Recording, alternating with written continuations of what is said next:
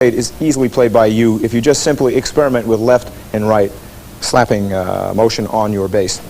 So 5G in this context began with a right-left slap. Right, left, muted with the left hand, and pulled with the index finger of the right hand.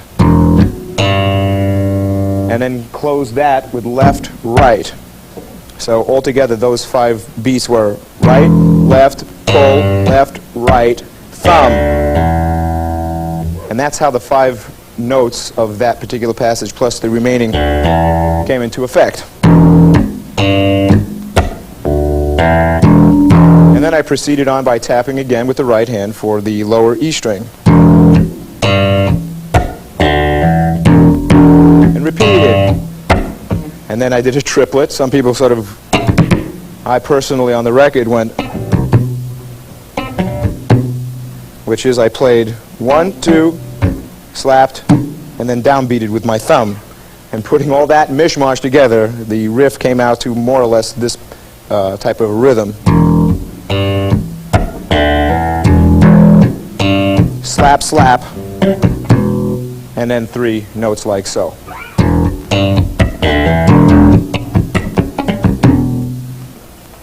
Next riff I want to do for you is something I did off a Champion, which is Mother Load. Mother Load is a two-handed technique. Right now I guess our champion at this is Billy Sheehan, who is the great exponent of the two-handed technique. I came upon this particular idea because I wanted to have as much of an orchestral effect as I could. So literally it's compositional. I had in the left hand an E chord with a 9, and I knew that if I had tapped certain frets that are also related to the key of E, I should have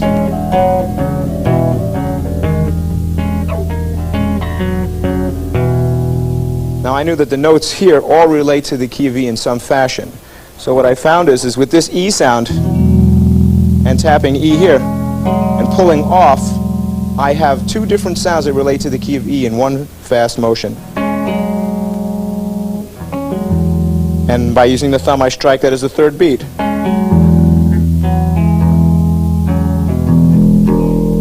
So I'm pulling off with the index finger, but in fact what I'm doing is I'm spelling out an E sound with my right hand and an E sound with my left hand. So there is the, I guess, the harmonic beauty of that.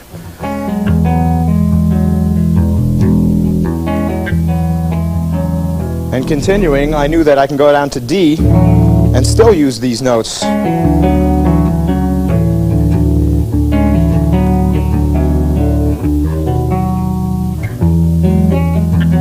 Now this piece has done a little bit of updating, so I'm including other sounds in it, but the principle again is the same.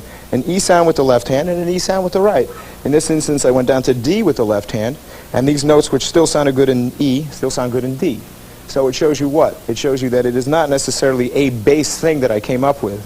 I came up with a harmonic concept that happens to work on bass, and that's the thing that I'm proud of most about it. Not that I came up with a bass, you know, fancy schmancy great bass thing. I came up with a musical thing, and that's what, another thing I'd like you to work on.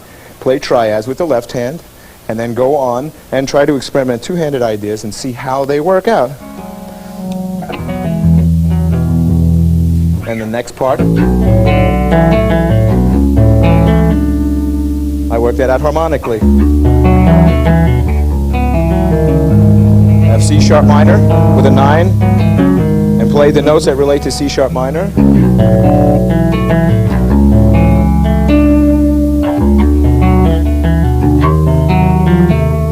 And notes that relate to each of these chords. D6, 9, E flat diminished.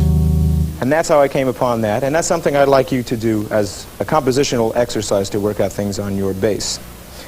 The third thing I'd like to show you is Joe Frazier, which is sort of an anthem of mine. I'm very proud of that tune, and people have been very kind to request it over the years. Joe is obviously named after the great heavyweight fighter who's been a big fan. I've been a big fan of his. Might have been a big fan of mine, I don't know. But I've always followed Joe, and I wanted to write something interesting and sort of to honor him. Joe is an example of the linear aspect of bass playing. Joe is a harmonic thing that I had written out. Again, it could be something a horn player might have played. It isn't actually a bass piece. I just applied it to bass. And Joe slowly goes.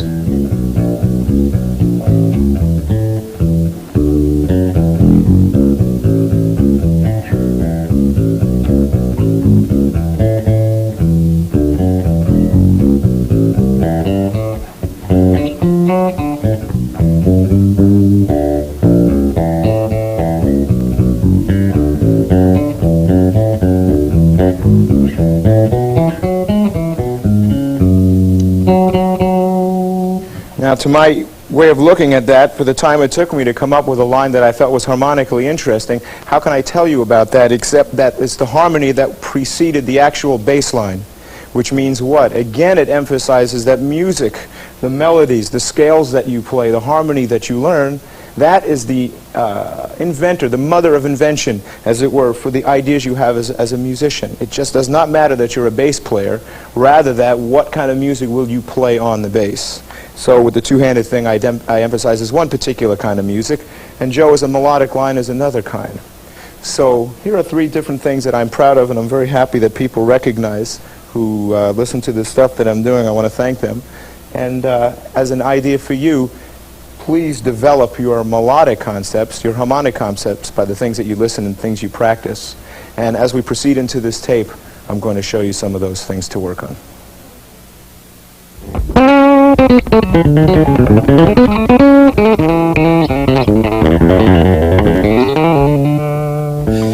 Jeff, let me ask you something. Now, see, as a novice bass player, I hear you play those things, or I hear other people play, and I hear these wonderful licks that are being done. And I'm not really interested in playing scales and doing all that stuff. I just want to play the great chops. The chops. Right.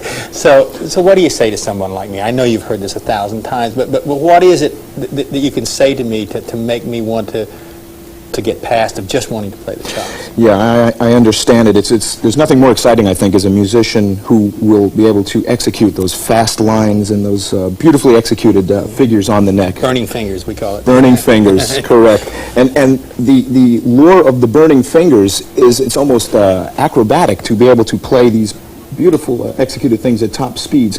But the catch of that is that today we are a very chops-oriented music community. Most of the famous musicians, we laud them as our great technicians and stuff, but the problem is that the younger musicians who are developing their craft are lured into a chops-oriented mode before their time.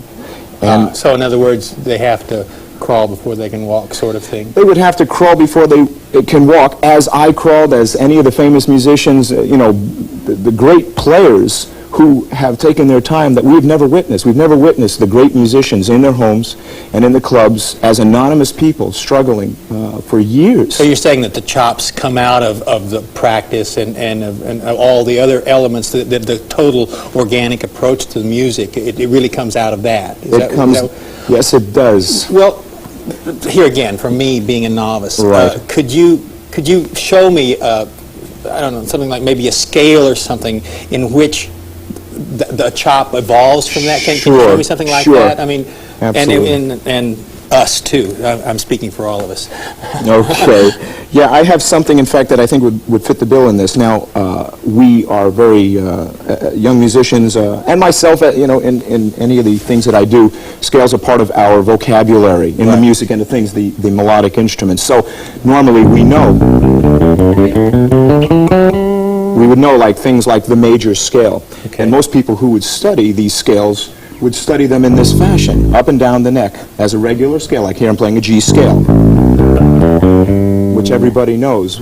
But the interesting thing is that you can take these simple 8 notes, the Ionian mode, the first scale of the modes, the modal system, and if you use them in alternate ways, that is like instead of just simply playing them up and down the neck, which is in fact a fairly redundant thing, because I think that this is a scale, and this is a scale that can be learned rather quickly, and the merits of it rather quickly. But what they haven't done is taken this scale and dissected it in order to make the scale harmonically more interesting, and taking your time to learn it, and thus building the quality of your notes and your chops. Could you show me that? Sure. Like if I take a G scale, I might play it in seconds. That is second intervals. So second intervals is one. Now that's in seconds. Now that sounds a bit simple, and it is, but we're only dealing with major. Now we could do it in thirds and go up the neck.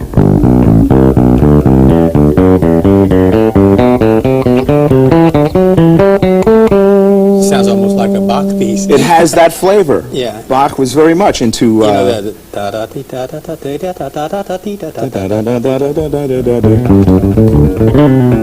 which is very scalular. And in this regard, what I'm showing you here, Ronnie, is that you can play these scales in other ways that also opens up the harmony aspect of the approach of the scale. You don't necessarily have to solo, which is very up and down, although that may be available. Right. So now I've shown you this scale as an example, G scale, in seconds and thirds. You can also do it in fourths, remembering that the seventh note, which is the major 7, so we have to include that in the scale. So we go, which is a fourth over G, C, A, D, B, E. Now there we have the tritone, because in fact we're playing the fourth interval, and the fourth up happens to be the major 7.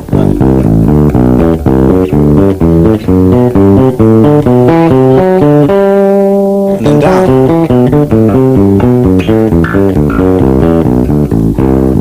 As an example. And we novices can play that real slow, can't we? Shall I do it slow? Okay. I mean, we don't have to do it that fast at first, do we? No. Yeah.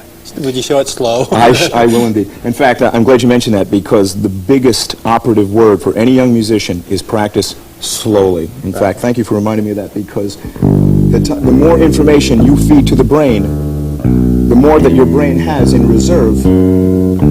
That's the information that will come out in your hands when you're playing your concerts or playing your practice sessions.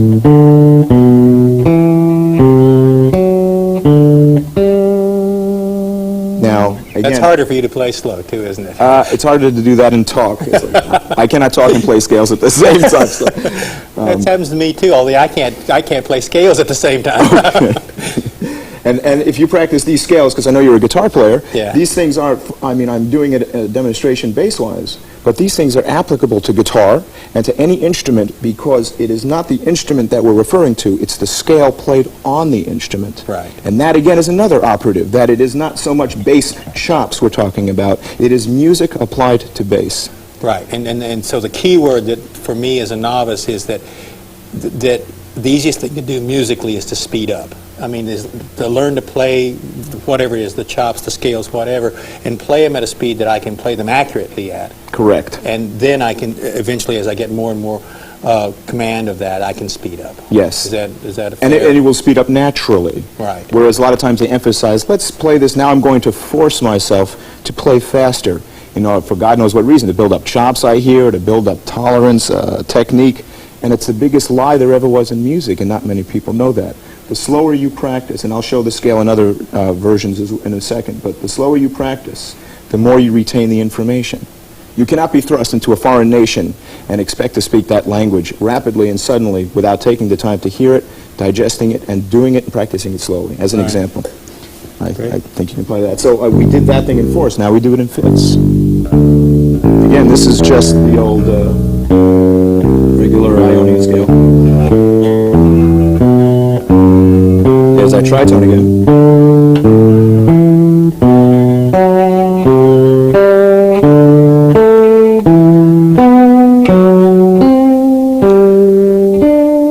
So all the time you're doing this, you're getting to know your fretboard as well, and you're learning your finger position. You're doing all the right things that eventually, to get back to the initial question, are what the chops are made of. Correct. Am I correct? Yes, you are, sir. And this is exactly what chops comes from. So, as an example, now, you know, for the people viewing this tape, I would like you to practice these scales, but there's other things you can do with these scales. We've emphasized major. I'm going to present some other scales to be used in this fashion, and you'll see there's a mountain of information to be learned. You can take these scales and do them in the minors, do them in the diminished, do them in the augmented. I mean, I'll emphasize that in a second. Right now, I just want to finish up and do this scale now in sixths. And you have to think about how all these notes are to be laid on the neck. That means you're playing bass intelligently and learning the information.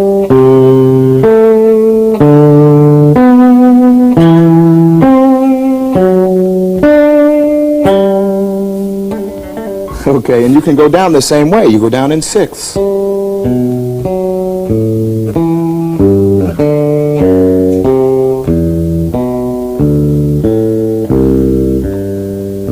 that's pretty. Yeah. Now so far we've done the scale like in intervals. Now the last one is major sevenths, or sevenths I should say, just sevenths.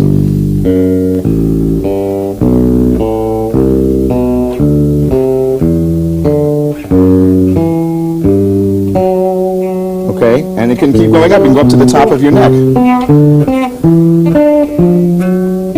I meant that.